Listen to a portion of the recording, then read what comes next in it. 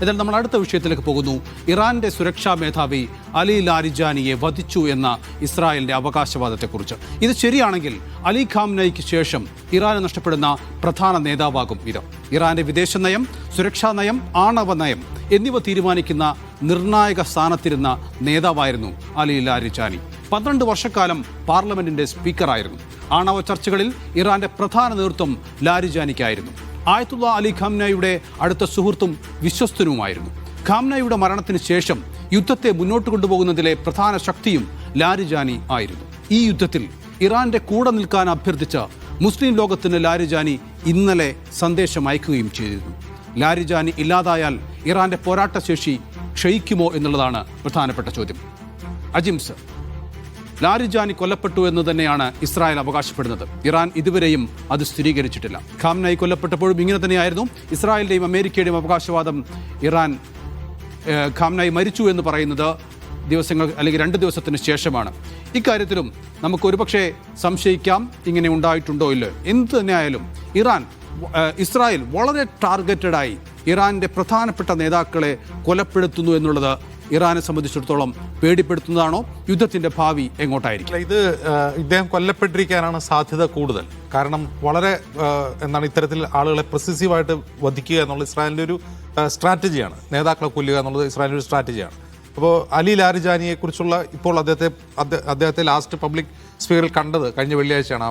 ഖുദ്സ് ദിനാചരണത്തോടനുബന്ധിച്ച് ആ റാലിയിലാണ് അതിനുശേഷം അദ്ദേഹത്തെ കണ്ടിട്ടില്ല. അപ്പോൾ ഇന്ന് അദ്ദേഹത്തിൻ്റെ കയ്യെഴുത്ത് എന്തോ പുറത്തു വന്നിട്ടുണ്ട്. അതൊരു പക്ഷേ ഒരു സൈക്കോളജിക്കൽ വാർഫെയറിന് വായ മരിച്ചിട്ടില്ല എന്ന് കാണിക്കാൻ വേണ്ടി ചെയ്യുന്നതായിരിക്കാം. മരിക്കാനുള്ള സാധ്യത കൂടുതലാണ്. കാരണം ഇത് ഇസ്രായേൽ ചെയ്തിരിക്കും. അത് അലി ലാരിജാനിയും താൻ കൊല്ലപ്പെടില്ല, താൻ കട്ടിലിൽ കിടന്ന് മരിക്കും എന്ന് പ്രതീക്ഷിക്കുന്ന ഒരാളെ അല്ല. എന്ന് മാത്രമല്ല, ഇറാനിലെ ഒരു നേതൃത്വവും ഞങ്ങൾ കട്ടിലിൽ കിടന്ന് മരിക്കാം എന്ന് പ്രതീക്ഷിച്ച് ആ രാജ്യം ഭരിക്കാൻ ഇറങ്ങിയ ആളുകളല്ല. എവിടെയും എപ്പോൾ വെച്ചും ഹമാസ് നേതാക്കളെ പോലെ എവിടെ വെച്ചും കൊല്ലപ്പെടാമെന്ന ഉറച്ച ബോധ്യത്തോടെയാണ് അവർ ജീവിക്കുന്നത് തന്നെ. പിന്നെ അലി ലാരിജാനിയെ സംബന്ധിച്ച് ഇറാന്റെ നേതൃത്വത്തിലെ വളരെ കിങ് പിൻ എന്ന് പറയാവുന്ന ഒരാളാണ്. ഈ ന്യൂക്ലിയർ ടോക്സിന്റെ മുഴുവൻ ചരട് വലിക്കുന്നു. ആ മധ്യസ്ഥ ചർച്ചകൾക്ക് മുഴുവൻ നേതൃത്വം കൊടുത്തു. മുമ്പ് ഒബാമയുടെ കാലത്തും ഇപ്പോൾ ട്രംപുമായിട്ടുള്ള ചർച്ചയ്ക്ക് നേതൃത്വം കൊടുത്ത ഒരാളാണ്. പിന്നെ അദ്ദേഹം ഒരു സ്കോളർ ആയിട്ടുള്ളൊരു പൊളിറ്റീഷ്യനാണ്. അദ്ദേഹത്തിൻ്റെ PhD ഇമ്മാനുവൽ കാന്റിൻ്റെ ദർശനങ്ങളിലാണ് അദ്ദേഹം PhD എടുത്തിട്ടുള്ളത് എന്ന് പറയും. അപ്പോൾ അങ്ങനെ ഒരു മനുഷ്യനാണ്. എന്ന് മാത്രമല്ല, അദ്ദേഹത്തിൻ്റെ അവസാനത്തെ ആഹ്വാനമുണ്ട്.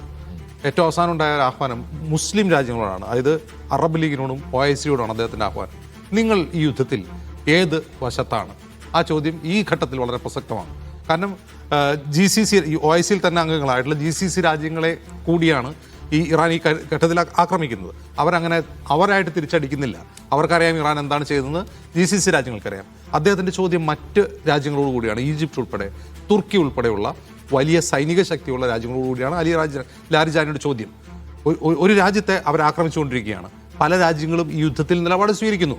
ഇപ്പോൾ നാറ്റോ രാജ്യങ്ങൾ ഹോർമുസ് മോചിപ്പിക്കാൻ ഞങ്ങൾ കപ്പൽ അയക്കുന്നില്ല എന്ന് പരസ്യമായി പറയുന്നു. നാറ്റോ രാജ്യങ്ങളിൽ പലതും ട്രംപിൻ്റെ യുദ്ധം അനാവശ്യമാണ്. സ്പെയിൻ ഉൾപ്പെടെയുള്ള രാജ്യങ്ങൾ പറയുന്നു ഈ യുദ്ധം അനാവശ്യമാണെന്ന് പറഞ്ഞ് ഒരു നിലപാട് സ്വീകരിക്കുമ്പോൾ ഈ പറയുന്ന OIC രാജ്യങ്ങൾ എന്തെടുക്കുകയാണെന്നുള്ളതാണ് ഒരു പ്രധാനപ്പെട്ട ചോദ്യം. അവർക്കൊരു നിലപാട് വേണമല്ലോ. യുദ്ധം അനാവശ്യമാണെന്നെങ്കിലും പറയണമല്ലോ. അപ്പോൾ ആരെ ഭയന്നാണ് നിങ്ങൾ ഈ പറയുന്നത് എന്നൊരു ചോദ്യം അദ്ദേഹം ഉന്നയിച്ചതിന് ശേഷമാണ് അദ്ദേഹം വധിക്കപ്പെടുന്നത്. ആ ചോദ്യം അവിടെ അവശേഷിക്കും. അദ്ദേഹം വധിക്കപ്പെട്ടാലും ആ ചോദ്യം അവശേഷിക്കും. പിന്നെ മറ്റൊരു കാര്യം, കഴിഞ്ഞ 2-3 ദിവസം സോഷ്യൽ മീഡിയ മുഴുവൻ നിറഞ്ഞു നിന്നത് നെതന്യാഹു മരിച്ചോ ഇല്ലേ എന്നുള്ള ചർച്ചയായിരുന്നു. അത് AI ആണോ അല്ലേ? ഇതിനിടയിൽ ഇസ്രായേൽ എന്ത് ചെയ്യുകയാണ്? ഈ ചർച്ചയിൽ ആളുകൾ രമിക്കുമ്പോൾ ഇസ്രായേൽ എന്ത് ചെയ്യുന്നത്? മറ്റൊരാളെ കണ്ടെത്തി, അയാളുടെ ലൊക്കേഷൻ കണ്ടെത്തി അയാളെ വധിക്കാൻ തീരുമാനിക്കുന്നു.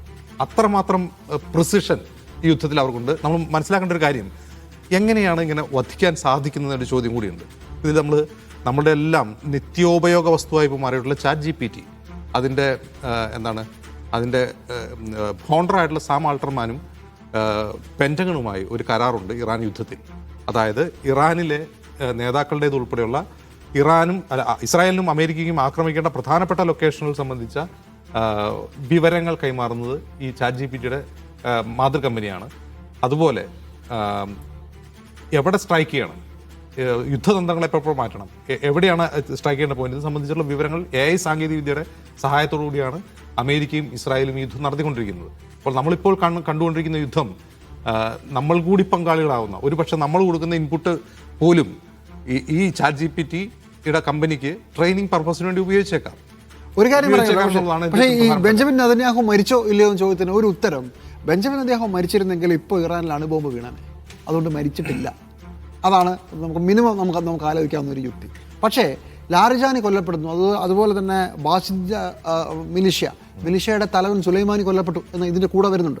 അത് വളരെ പ്രധാനപ്പെട്ട മറ്റൊരു വാർത്തയാണ്. രാജ്യത്തിനകത്ത് ആഭ്യന്തര സംഘർഷം ഉണ്ടാകുമ്പോൾ ഈ ബാസിദ് എന്ന് പറഞ്ഞ മിലിഷ്യയാണ് ഇറങ്ങി അടിക്കുക. അവരുടെ ഒരു മരുഭൂമിയിൽ വെച്ച് നടന്ന ഒരു മേക്ക് ഷിഫ്റ്റ് ടെൻറ്റിനകത്ത് നടന്ന യോഗത്തിൻ്റെ മുകളിലേക്കാണ് ബോംബ് വീണത്. അത് നിശേഷമായെന്ന് പറയുന്നു. പക്ഷേ ഇന്ന് യുദ്ധത്തിൻ്റെ 18ാം ദിവസം ഇന്നും മിസൈലുകളുടെയും ഡ്രോണുകളുടെയും എണ്ണം കുറഞ്ഞിട്ടുണ്ടെങ്കിലും ഇന്നും വിദേശ രാജ്യങ്ങളിലേക്ക്, ഗൾഫ് രാജ്യങ്ങളിലേക്ക് ആ യുദ്ധം നടന്നിട്ടുണ്ട്. അവിടെ പോയി ഡ്രോണുകൾ പോയിട്ടുണ്ട്, മിസൈലുകൾ പറന്നിട്ടുണ്ട്. എന്ന് മാത്രമോ, ഹോർമൂസ് മുനമ്പിൽ ഇന്നും കപ്പലുകൾ പോയിട്ടില്ല.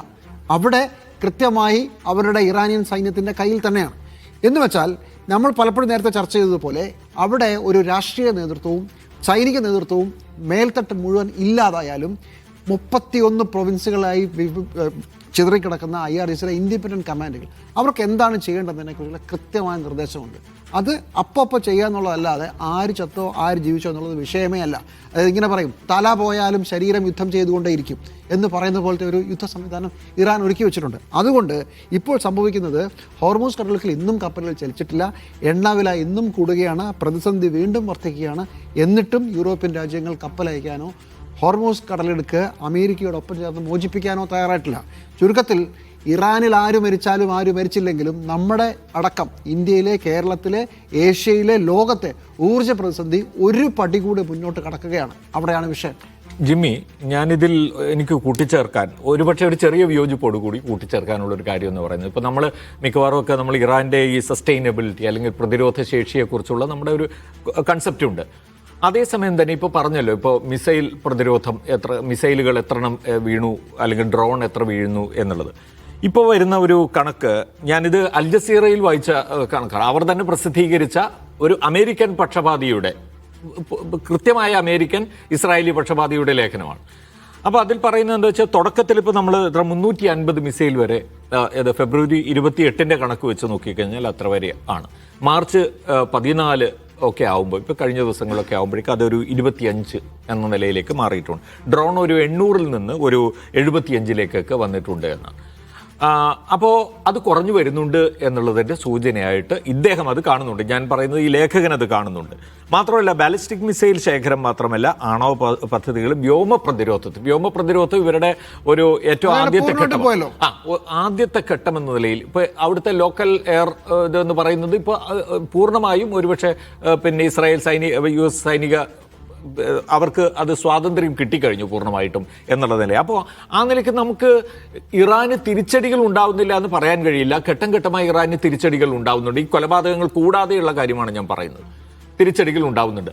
അത് പക്ഷേ നമ്മൾ മനസ്സിലാക്കേണ്ടത് അതൊരു പരാജയപ്പെട്ട ഇറാനെ അല്ല സൃഷ്ടിക്കുക എന്നുള്ളതാണ്. കാരണം ഈ രണ്ടോ മൂന്നോ ലെയറിൽ ഇപ്പോൾ രാഷ്ട്രീയ നേതൃത്വത്തിൻ്റെയും അതുപോലെ തന്നെ പിന്നെ ഏറ്റവും മുകളിലുള്ള ഈ മത നേതൃത്വത്തിൻ്റെയും അതിനിടയിലുള്ള സൈനിക നേതൃത്വത്തിൻ്റെയും ഒക്കെ ഈ പിൻബലം ഉള്ള ഇറാനെ പൂർണ്ണമായും ഇല്ലാതാക്കുക, നശിപ്പിക്കുക എന്നതല്ല, അതൊരു പക്ഷേ ഒരു പരിക്കേറ്റ ഇറാനെ സൃഷ്ടിക്കുകയും ആ പരിക്കേറ്റ ഇറാനിലെ ഏറ്റവും പ്രധാനപ്പെട്ട പിന്നെ ശക്തി IRGC ആയി മാറുകയും ചെയ്യുന്ന കൂടുതൽ കൺസർവേറ്റീവ് ആയിട്ടുള്ള ഒരു നിലയിലേക്ക് അത് പോകേണ്ടി വരുന്ന ഒരു സാഹചര്യം ഉണ്ടാകാം എന്നുള്ളത് കൂടിയാണ്. ഇറാനിൽ യുദ്ധം കൂടിയും കുറഞ്ഞും ഇപ്പോഴും തുടരുക തന്നെയാണ്. നമുക്ക്